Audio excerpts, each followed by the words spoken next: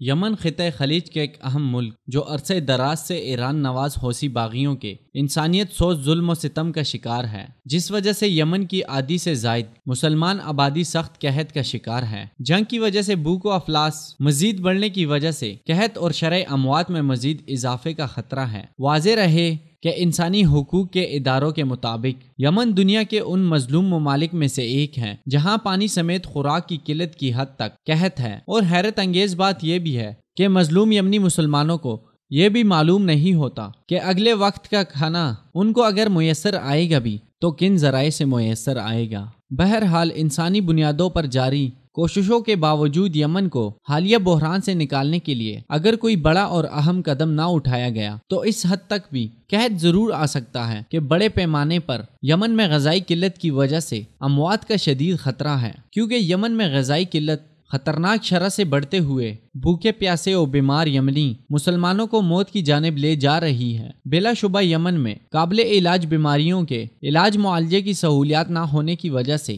63,000 سے زائد بچے ہلاک ہو چکے ہیں، اور قحط جیسے حالات کی وجہ سے 10 سال سے کم عمر کا ہر ایک بچہ ہر 10 منٹس میں موت کا شکار ہو رہا ہے۔ یمن کے 2/3 یعنی تقریباً 2 کروڑ مظلوم یمنی مسلمان پینے کے لیے اور دیگر ضروریات کے لیے بھی پانی جیسی ضروری نعمت سے محروم ہے، جبکہ غذائی قلت اور صفائی کا فقدان جیسے مسائل نمونیا اور ڈائریا سمیت دیگر بہت سی مختلف بیماریوں کا باعث بن رہی ہے، جبکہ یمن میں ہسپتالوں اور طبی مشینری سمیت علاج معالجے کی 50% سے زیادہ سہولیات حوثی باغیوں کے حملوں کی وجہ سے تباہ ہو چکی ہے، اور یمنی وزارت صحت کے پاس طبی ڈھانچے کی بہتری اور بحالی کے لیے ضروری بجٹ بھی دستیاب نہیں ہے، اور یمن میں جو ناکافی طبی سہولیات میسر ہیں ان تک مفلس و مظلوم یمنیوں کی رسائی ٹرانسپورٹ مہنگی ہونے کی وجہ سے ناممکن ہوتی ہے۔ ذرائع کا کہنا ہے کہ یمن میں انسانی بحران ناقابل یقین حد تک بڑھ چکا ہے، جیسا کہ یمن میں تقریباً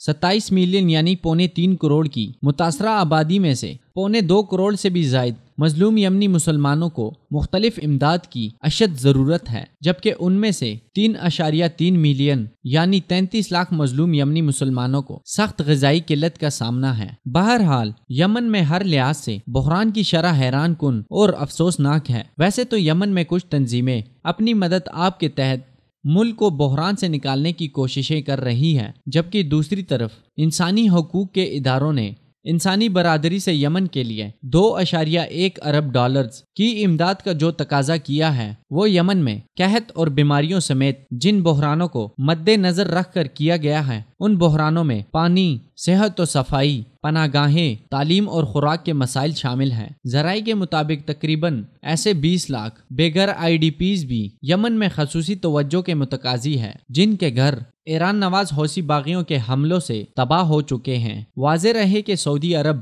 اپنے سہ فریقی فوجی اتحاد کے ذریعے یمنی مسلمانوں کی دفاعی مدد کے ساتھ ساتھ انسانی امداد کی فراہمی شاہ سلمان تنظیم برائے انسانی حقوق اور دیگر تنظیموں کے ذریعے جاری رکھے ہوئے ہے، اور ہر ممکن کوشش کی جا رہی ہے کہ حوثی باغیوں کے زیر قبضہ علاقوں میں خوراک و ادویات اور دیگر ضروری امداد خواہ حوثی باغیوں کے ذریعے ہی یمنی ضرورت مندوں تک پہنچائی جا سکیں، اور یہ حوثی باغیوں پر منحصر ہے کہ وہ مذکورہ امداد مظلوم یمنیوں کو یا حسب معمول امداد کہیں فروخت کر کے یمنی مسلمانوں کو امداد سے محروم کر دیں۔ ایک بات نہایت خوش آئند ہے کہ سعودی اتحاد نے المخا اور المہدی کے علاقے ایران نواز حوثی باغیوں سے آزاد کروا لیے ہیں۔ سعودی عرب اور اس کے دفاعی اتحادیوں کی طرح دیگر تمام مسلم ممالک کو بھی سعودی اتحاد کا ساتھ دیتے ہوئے یمن کے مظلوم مسلمانوں کی آزادی کے لیے اپنا کردار ادا کرنا چاہیے۔